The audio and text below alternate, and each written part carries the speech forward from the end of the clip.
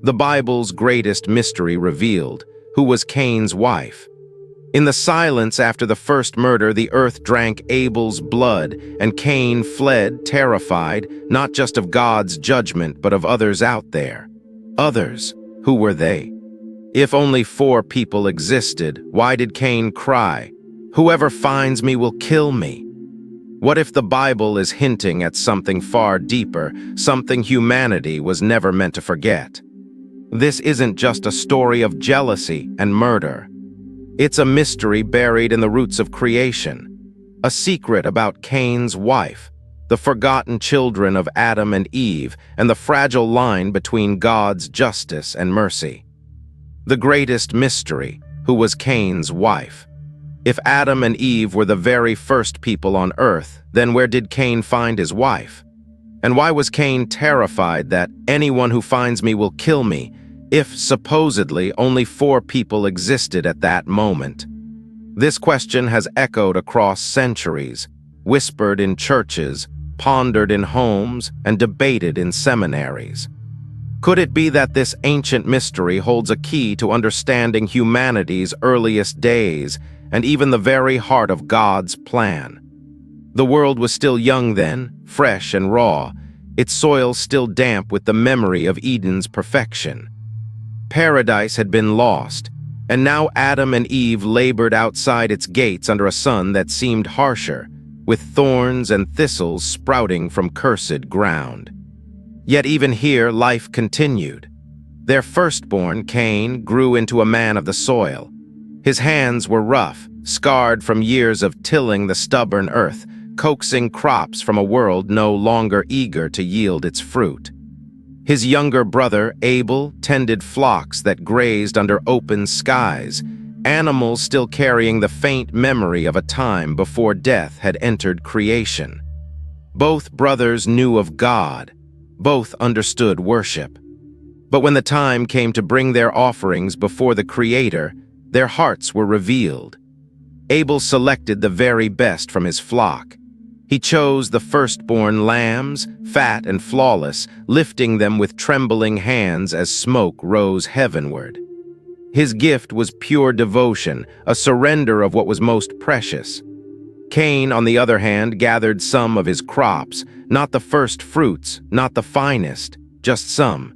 He piled them carelessly as though the gesture alone might suffice.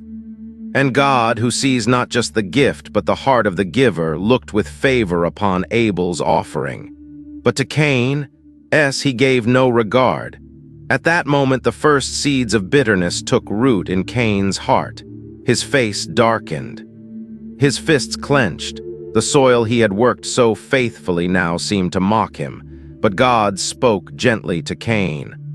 "Why are you angry? Why is your face downcast? If you do what is right, will you not be accepted?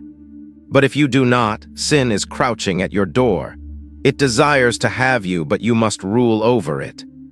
Cain heard, but pride whispered louder than God's warning. Jealousy bloomed into rage, and rage plotted a dark path. "Let's go out to the field," Cain said to Abel one day. The younger brother followed, unaware of the trap. There, far from their parents' eyes, Cain rose against Abel and struck him down. The ground drank its first human blood. The earth itself seemed to shudder under the weight of such a crime. This was no accident. This was no heated quarrel. This was premeditated murder, the first in human history. Later, when God came calling, Cain deflected. "Am I my brother's keeper?" But the Almighty's voice thundered back. "Your brother's blood cries out to me from the ground." Cain was cursed. The soil would no longer yield crops for him. He would become a restless wanderer upon the earth. But then something strange happened. Cain cried out, "My punishment is more than I can bear. Today you are driving me from the land, and I will be hidden from your presence. I will be a restless wanderer on the earth, and whoever finds me will kill me." Wait, stop, and listen. Whoever finds me, who was Cain afraid of? If Adam and Eve were the only humans and Abel was dead, who were these mysterious others Cain feared would take revenge?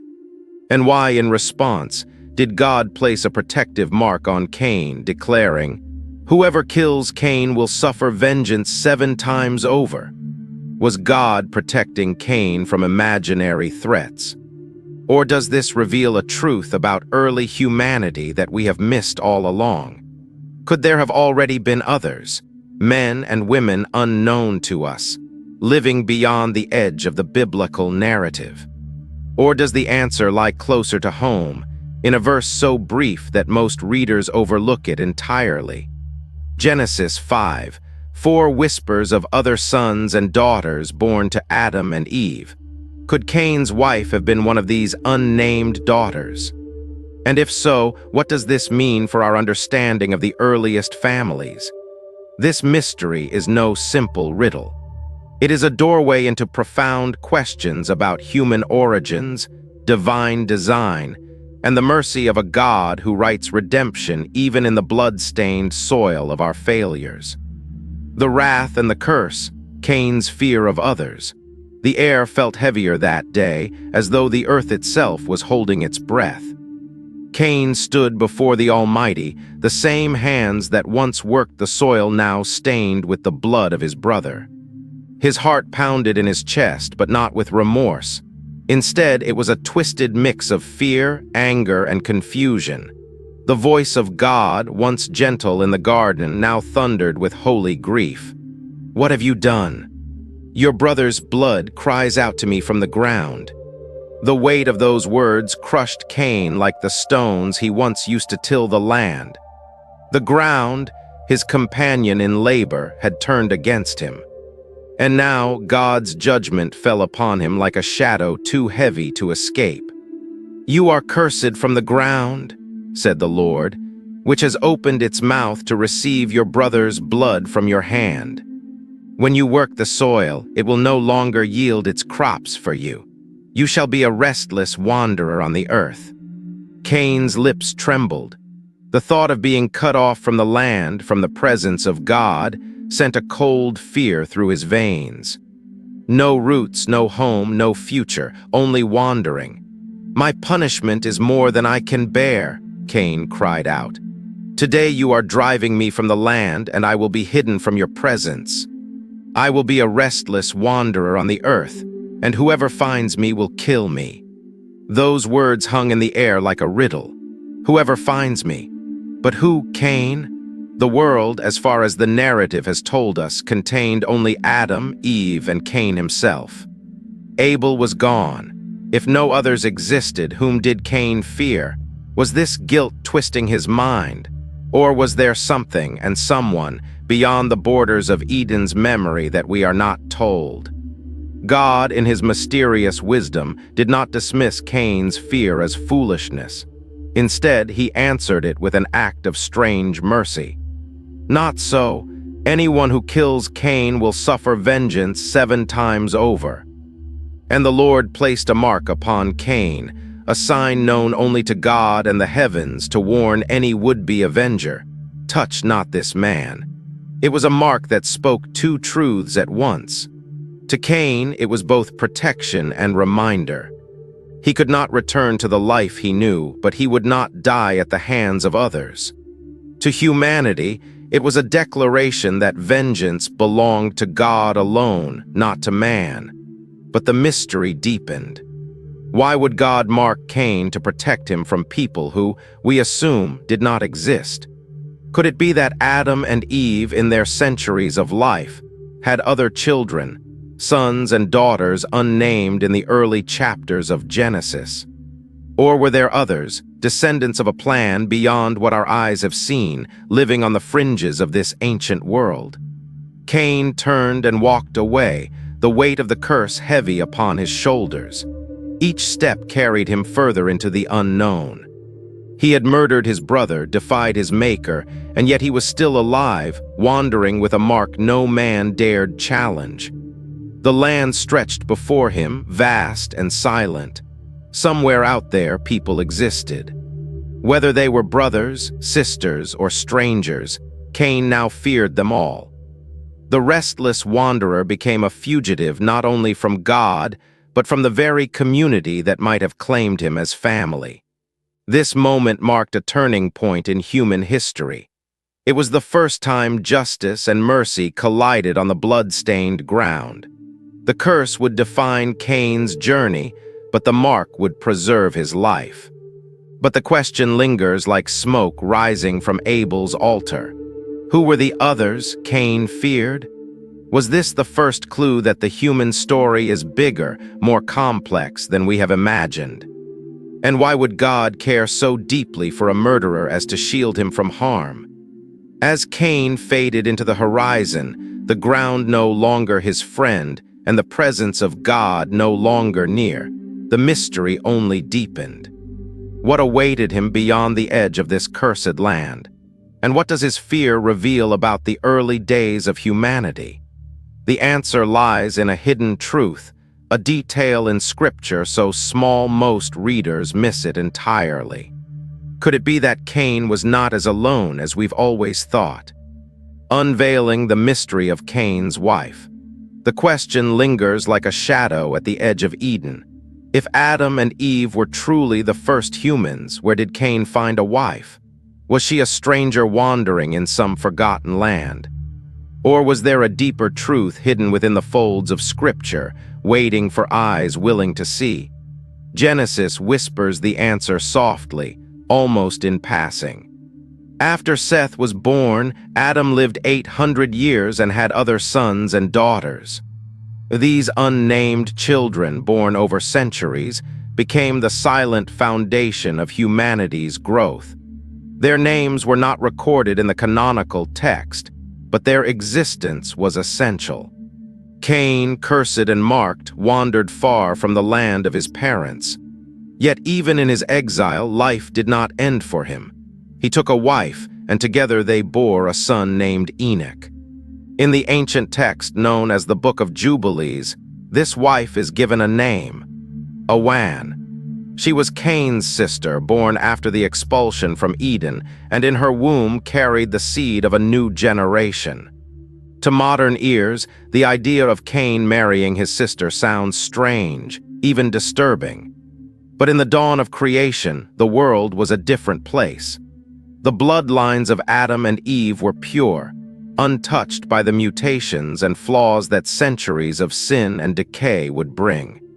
Science, in its own way, affirms this possibility. Modern geneticists speak of genetic bottlenecks and the resilience of small founding populations. In those early days, humanity's gene pool was unspoiled. Marriages between siblings carried none of the dangers they would today. Consider the Amish communities in America. Descended from a small group of founders in the 1700s, they grew into a thriving population of over 300,000. Or the people of Tristan da Cunha, a remote island in the South Atlantic, where 15 settlers created a lasting community despite generations of intermarriage. These modern examples, though not perfect, echo a principle seen in ancient days. Small populations can grow and flourish even from a handful of individuals. But Adam and Eve's children were different. They began with perfect genetic material, unmarred by time. Their bodies bore no trace of disease, their minds no corruption of generations. It was only after centuries, as humanity strayed further from Eden, that weakness entered the human frame. Cain's marriage to Awan was not scandalous in those first days. It was necessary. Through them, the line of Cain grew, and from his descendants came shepherds, musicians, and craftsmen. Civilization itself began to take shape, even as sin still lingered like a predator in the shadows. Perhaps the greatest mystery is not how Cain found a wife, but how God's plan continued through a man marked by murder. Even in the ashes of Abel's blood, life emerged. Even from a cursed wanderer, families and communities began to form. This story is not merely about ancient history. It is about mercy, survival, and the unstoppable purpose of God. Cain's wife, though unnamed in Genesis, became a bridge between Eden's loss and humanity's unfolding journey. She reminds us that every thread in the tapestry matters, even those hidden from the spotlight of Scripture. What if this forgotten woman carried in her womb not just Cain's son, but the first heartbeat of a world learning to rise again from the dust? The first city and Cain's legacy. The wind carried the scent of dry earth and distant fires as Cain wandered east of Eden, away from the face of God. The mark upon him burned as a reminder of his guilt and a shield against vengeance. He had left behind his family, his brother's blood crying from the ground, and now he walked into an unknown world with only exile as his companion. Yet in the silence of his wandering, something unexpected began to grow. Perhaps it was the memory of what he had destroyed, or perhaps it was the faint echo of God's image still alive within him. Cain, the restless fugitive, became a builder. There in the land of Nod, he began to gather stones and shape them into walls. What started as a place of refuge became something larger. He named it Enoch after his son, as though the name might redeem a life marked by violence. It was here that the first city rose from the dust. Enoch became a place of shelter, of community, and of human ambition. No longer would Cain drift as a lonely wanderer. He planted roots in accursed ground, and in doing so, planted the seeds of civilization. His descendants carried forward this drive to create. Jabal, one of Cain's lineage, became the father of those who dwell in tents and raise livestock. He tamed the fields and taught men to care for herds, bringing order to wild creatures. Jubal, his brother, breathed music into the air. He forged instruments of bronze and wood, and the first melodies danced under the stars. Harps and flutes echoed through the night, giving voice to the human soul in its longing, joy, and sorrow. Then came Tubal-Cain, the craftsman of metal. He shaped tools and weapons from bronze and iron, bending the elements to his will. Through his hands, the earth yielded new power, and humanity took its first steps toward mastery of creation. Here in Cain's lineage, culture began to bloom. Art, music, craftsmanship, and agriculture flourished as men and women worked together, building a world beyond Eden. Yet as they built outward, their hearts drifted inward, away from the Creator. In stark contrast stood the line of Seth. While Cain's descendants filled the earth with noise and innovation, Seth's family lifted their voices in worship. They became keepers of the sacred, guardians of the fragile bond between man and God. It was said that during the days of Enosh, Seth's son, people began to call upon the name of the Lord. They gathered in humble circles, whispering prayers that floated heavenward like fragile smoke. While Cain's line pursued greatness in the world, Seth's line pursued greatness in the spirit. Two paths unfolded before humanity. One sought to build cities of stone, the other sought to build altars of faith. One gathered wealth and knowledge, the other gathered wisdom and worship. Yet both streams were necessary. Cain's line forged the tools that would shape nations. Seth's line carried the covenant that would shape eternity.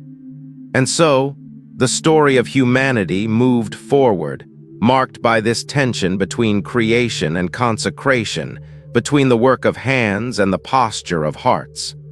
Cain, though cursed, left behind a legacy of innovation. Seth, though often overlooked, left behind a legacy of holiness. Together, they set the stage for the great drama of redemption that would one day unfold when the Creator himself stepped into the world they had built.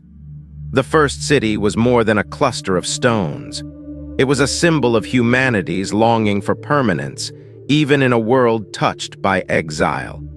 It was a sign that even those marked by sin could shape beauty and order from chaos. But beneath its walls, the earth still remembered Abel's blood.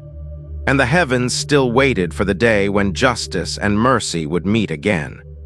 Two bloodlines, civilization versus faith. In the dim light of early creation, two rivers flowed side by side, shaping the destiny of all humanity. One river glittered with progress, music, and the sound of hammers striking metal. The other whispered with prayer, reverence, and hearts that longed for the Creator. These were the two bloodlines, Cain's and Seth's, each carrying a vision of what mankind could become. From Cain's descendants came innovation and brilliance. They tamed animals and made the fields yield more than thorns. Jabal became the father of those who lived in tents and tended herds, transforming wild creatures into partners of man. Jubal gave birth to music, the first to coax melodies from strings and pipes.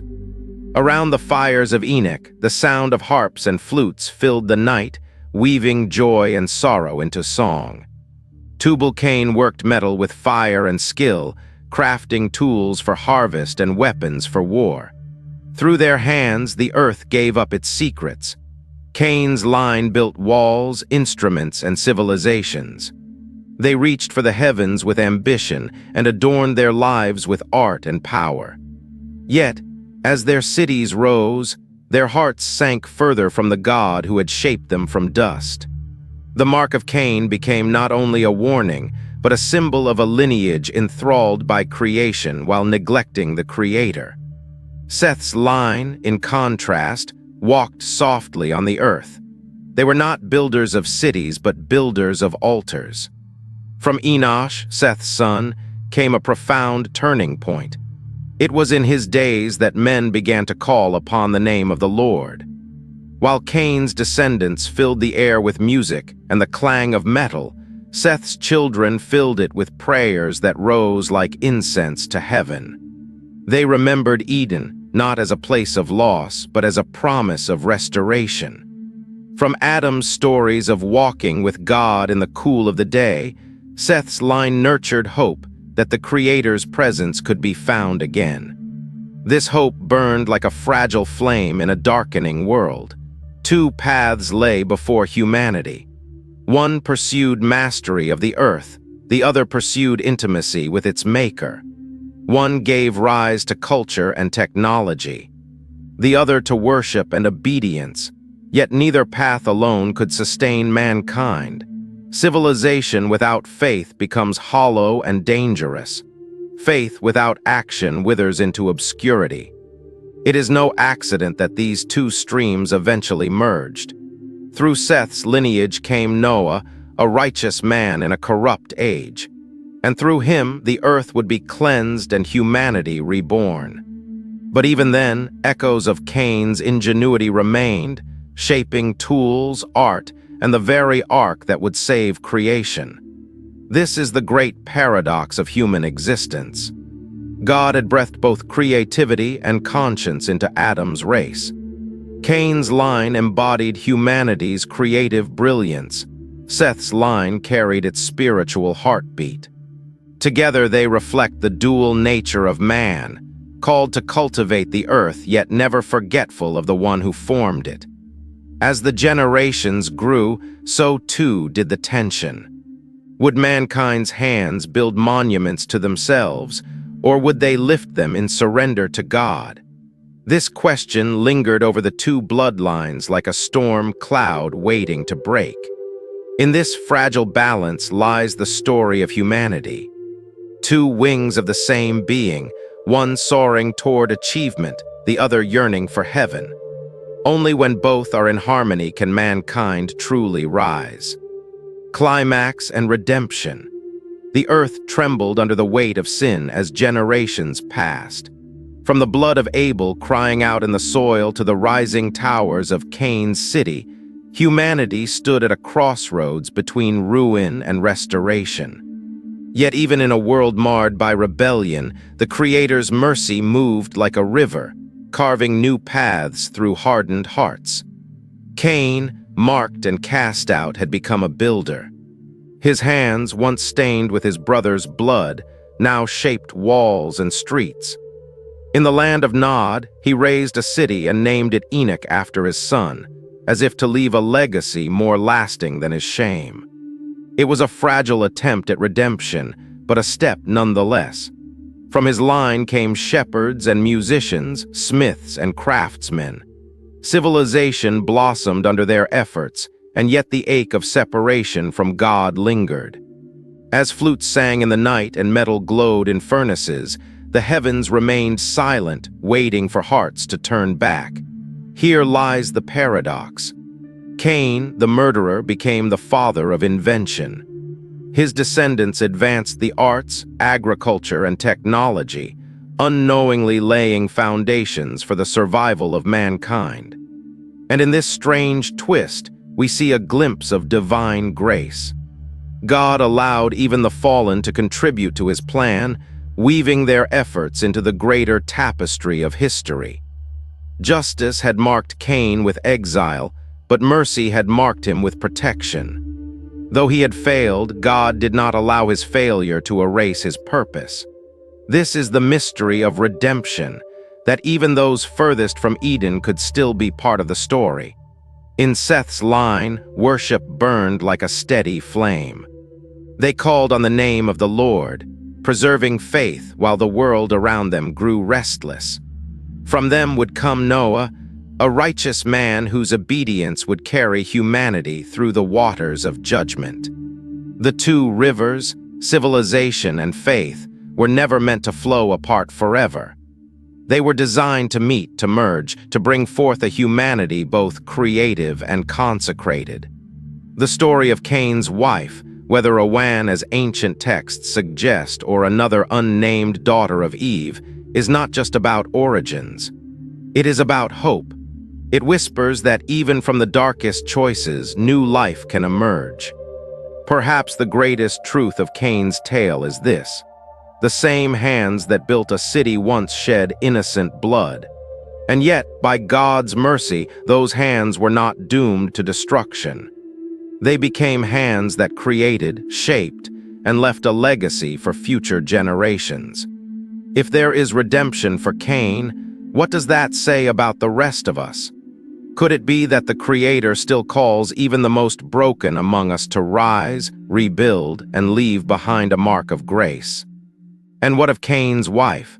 Was she truly a Wan, his sister born from Adam and Eve? Or is there a deeper mystery woven into the silence of Scripture? The earth still holds its secrets. The heavens still watch. And the story of Cain lingers as a reminder that even the fallen are not forgotten. What do you think? Was Cain's wife a Wan, as some believe? Or is there more to the story than we've yet uncovered? Cain's wife, as ancient texts suggest, was a Wan, one of Adam and Eve's daughters.